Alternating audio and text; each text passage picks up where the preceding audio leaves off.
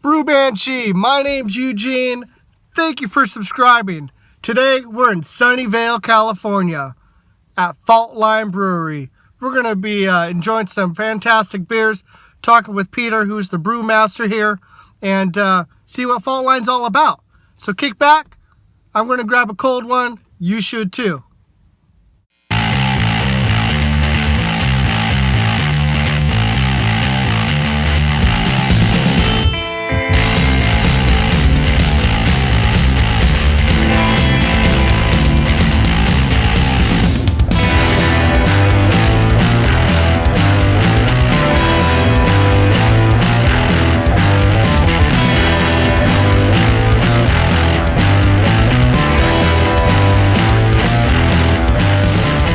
Brew Banshee, this is Eugene. I'm with Peter, the brewmaster here at Faultline. We're in Sunnyvale. It's sunny out and we're both thirsty. So without further ado, thank you for having me. All right, thanks for coming. This is a really nice area. And this is also a restaurant as well. Oh, yes. And so, you know, for those of you that are in the Sunnyvale area, if you're hungry for lunch, come over here. They open up at 11:30 and serving some good food. So how long have you been brewing personally? About 24 years almost. 24 years. Yeah. Did you start in the garage like Yes, I did. most guys? Home brewing. Okay. And then I got a job bartending at Boulder Creek Brewing Company. That's right, that's long time ago. Yeah, shout out to Boulder And then, Creek. Unfortunately, the place burned down a couple of years ago and they've yet to recover. Oh, wow. Very sad. Yeah. And then so my interest in home brewing grew greatly because they were brewing right behind the bar, and I was bartending some of the days, so it was exciting to see what was going on.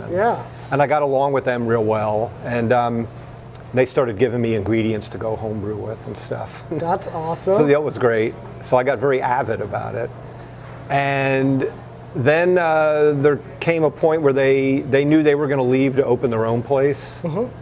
So they told me, you know, we're working on it, and so I started working with them a couple days a week as an assistant to start learning the ins and the outs of the equipment and whatnot.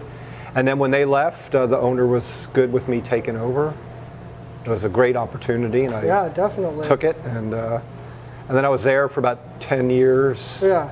And as we had spoken before, I lived in Boulder Creek. Oh, that's right. Yeah. For a little while, so very good chance that we cross paths at some point up in the woods. Very good chance. Yeah. So let's go ahead and get started on what we have here. This looks fantastic. So right now we have 5 beers, but up to 10 beers, right? For a flight? Usually we have 9. Plus a cask conditioned version of one of the ales. So your full flight is usually 10. Occasionally we're down a beer, but not too often. Excellent. Well, so let's go 1 through 5. Yeah. What are we looking at? So first we have Kolsch, German style light ale, for those not in the know. It's often our best seller, week to week. IPA can give it a run for its money. Right. But it must be a testament to our clientele. They prefer the easier drinking beers, it seems. So Kolsch is a little bit lighter. Yeah, more of a European lager kind of flavor almost. Even though it's technically an ale, it has more of a lager kind of flavor. And you use German style hops. And got a nice color to it. An authentic German Kolsch yeast. Fermented at cool temperatures, so not as fruity as like an English ale. Yeah, that's a little like more neutral flavored. It's a good lunchtime beer. Yes, it is. That's good. Right on. So Let's move it. Next we have IPA. I used to make the same IPA all the time, but with the plethora of hops available, we've decided to just make different kinds of, different, I've done some single hop IPAs, 2 or 3, I think 3 now, and this was a different blend I came up with that has a real tropical flavor. Oh, okay. It's I use Belma, Mosaic, and Citra.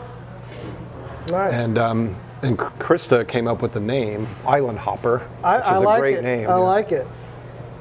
You know, with so many IPAs out there, it's nice to taste something that tastes a little bit different, you know, because you have so many IPAs that are really hop forward. You're like, okay, that's a little too much for me.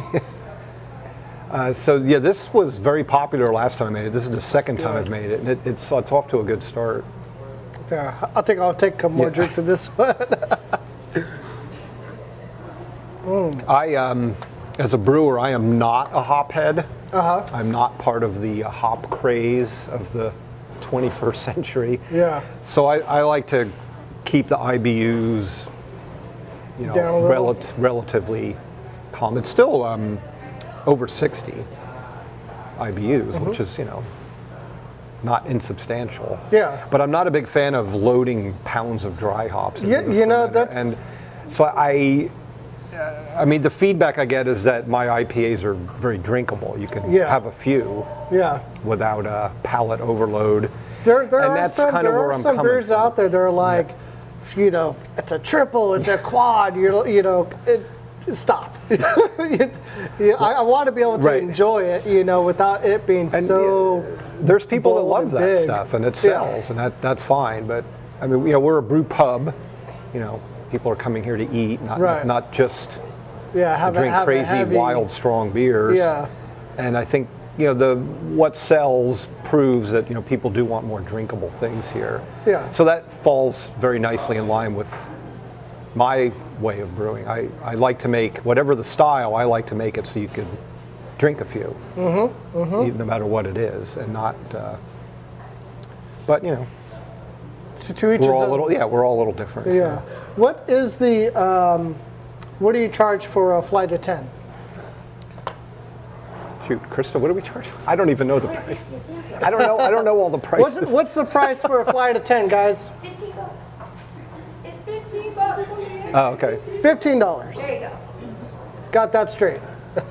Right. So we're on number 3, right? Yeah, we do Groupons where you get 5. Oh, okay. I think it's usually Kolsch Hefeweizen. And we always have a German-style Hefeweizen and Pale Ale, more of an English-style Pale Ale, kind of different. That's a Groupon deal. Yeah, and then we usually do FSB, I think in that, and then Stout sometimes. Nice. It varies a little. So next we have FSB. FSB. The color is, that's my color right Which there. is, it looks a little more reddish brown in a full pint glass. And this is a very British, basically ESB. So we call it Faultline Special Bitter. FSB. And we serve it Nitro style, the Nitro nitrogen CO2 blend, like our stout. And which is kind of unique. That's unique to Faultline. And we have a small but fanatic following. I tried to change it and make it just carbonated, or we've tried having a different beer instead of it, but got too much flack. So so we have a dedicated group of people. Does it change the chemistry somewhat when you do it like that? Yeah, Nitro, it makes it basically taste smoother. Okay. And because I've heard a lot of talk about, you know, doing it with nitrous, but carbonation has got a little acidic, you know, zing on your tongue. So whereas with the nitrogen blend, it basically just tastes smoother, being less carbonated. So it goes down a little easier. Okay. It also can mellow out. I think it's great with stout because it helps mellow out the roasted flavor, make it just taste a little less bitter. Yeah, I've been trying with sours. I've been really trying with sours. It's just not, my taste buds just don't vibe with it. I mean, of course I'll taste any beer, but I haven't tasted a sour yet that I could say, yeah, I would definitely buy, you know, an 8 ounce pour. Yeah, I'm not a sour fan either. So you won't find sours here, at least at this point. That's all right with I'm me. not a big fan of that. That's all right with me.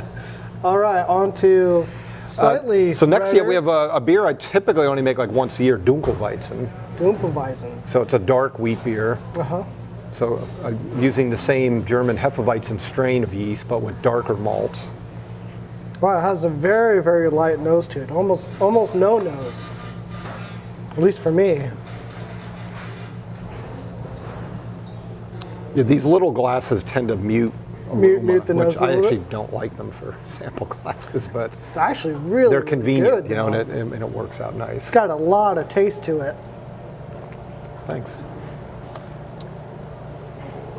Of course, once your palate gets used to it, you start to pick up different stuff on the Yeah, it's on the back it's a end there. very the Hefeweizen yeast makes radically different flavors Mm-hmm. compared to normal ales, and some people never get a taste for it, but what I found with myself is once really I good. got a taste for it, especially in hot weather, they're just wonderful. Yeah, that's definitely something I'd be drinking.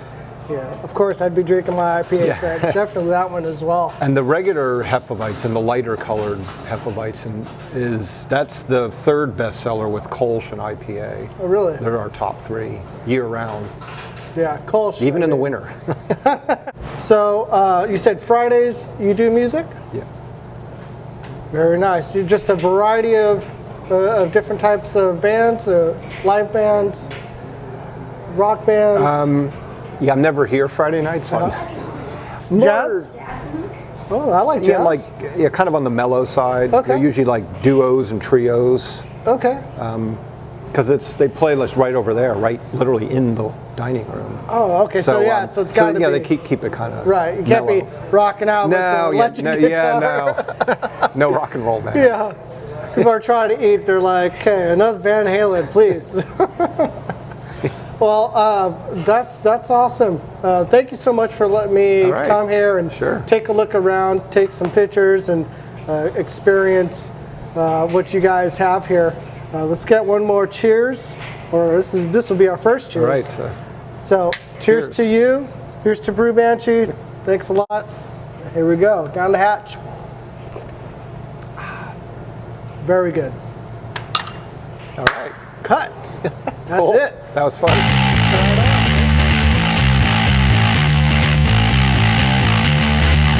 Brew Banshee, what's happening? Thank you for subscribing once again. If you're in the Sunnyvale area, make sure that you're stopping by Faultline Brewery.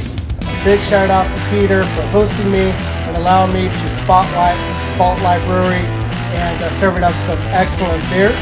If you're looking for the information, it's in the description below. If you have any comments or questions or suggestions, let me know. I would love to hear from you. And as always, keep your feet in the sand and a beer in the hand.